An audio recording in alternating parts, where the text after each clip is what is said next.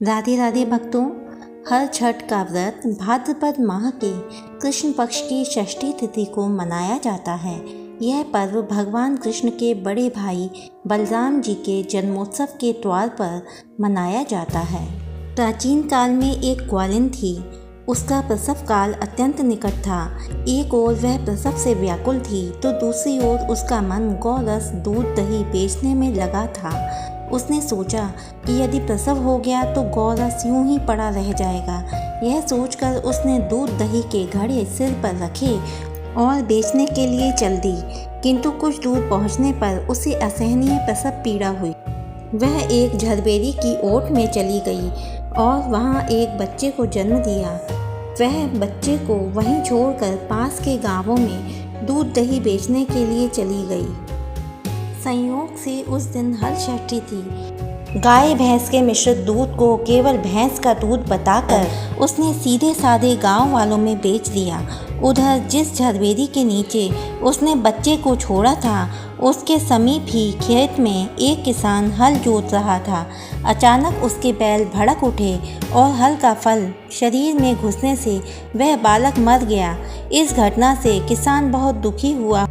फिर भी उसने हिम्मत और धैर्य से काम लिया।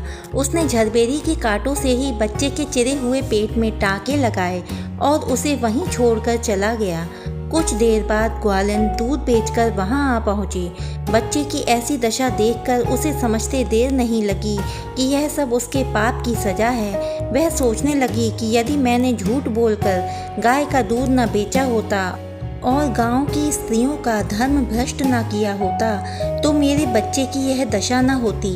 अतः मुझे लौटकर यह सब बातें गांव वालों को बताकर प्रायश्चित करना चाहिए।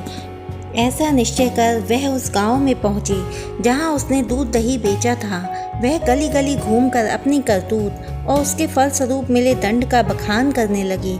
तब स्त्रियों ने अपने धर्म की रक्षा के लिए और उस पर रहम खाकर उसे क्षमा कर दिया और आशीर्वाद दिया। बहुत सी स्त्रियों द्वारा आशीर्वाद लेकर जब वह पुनः झरबेरी के नीचे पहुंची तो यह देखकर आश्चर्यचकित रह गई कि वहां उसका पुत्र जीवित अवस्था में पड़ा है। तभी उसने स्वार्थ के लिए झूठ बोलने को ब्रह्म हत्या के समान समझा और कभी झूठ न बोलने का प्रण कर लिया। राधे राधे प्यारे भक्तों, मेरे वीडियो को लाइक करें और इस चैनल को जल्द से जल्द सब्सक्राइब कर दें।